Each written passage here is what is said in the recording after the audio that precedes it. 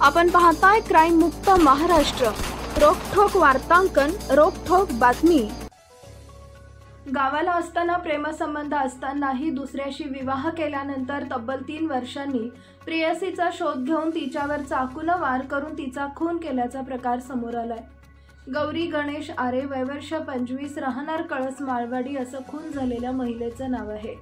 या प्रकरणी विश्रांतवाडी पोलिसांनी अमोल दिलीप कांबळे, वय वर्ष 25, राहणार श्रमिक नगर धानोरी याला अटक केली आहे। याबाबत लनेश धनाजी आरे, वय वर्ष 24, राहणार लक्ष्मी कुंज सोसायटी कळस माळवाडी यांनी विश्रांतवाडी पोलीस ठाण्यात फिर्याद दिली आहे। याबाबत पोलिसांनी दिलेल्या माहितीनुसार गौरी आरे हिचे बीड जिल्ह्यातील पिंपळनेर इथं सासर आहे। 3 वर्षापूर्वी तिचा विवाह झाला, ती कळस इथं राहायला आली। आरोपी अमोल कांबळे हा तिचा वर्गमित्र होता। गौरी हिनं त्याच्यासोबत लग्न न केल्याने त्याचा त्याला राग होता। लग्न झाल्यानंतर गौरी हिचा शोध घेण्याचा अमोल यानं खूप प्रयत्न केला। त्यानंतर काही दिवसापूर्वी त्याला गौरी पुण्यात कळस इथं राहत असल्याचे समजले।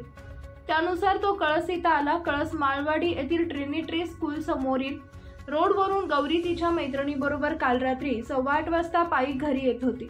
त्यावेळी अमोल यानं गौरी हिच्या डोक्यात कोयत्यानं वार करून तिला गंभीर जखमी केले। जखमी अवस्थेत तिला रुग्णालयात दाखल केले। तिच्यावर उपचार सुरू असताना काल बुधवारी सकाळी 7 वाजता तिचा मृत्यू झाला। या घटनेनंतर अमोल कांबळे एका इमारतीमध्ये लपून बसला होता। पोलिसांनी कांबळेला शोधून काढत अटक केल्याची माहिती विश्रांतवाडी पोलीस ठाण्याचे वरिष्ठ पोलीस निरीक्षक कांचन जाधव यांनी दिली आहे। पुढील तपास पोलीस करत आहेत।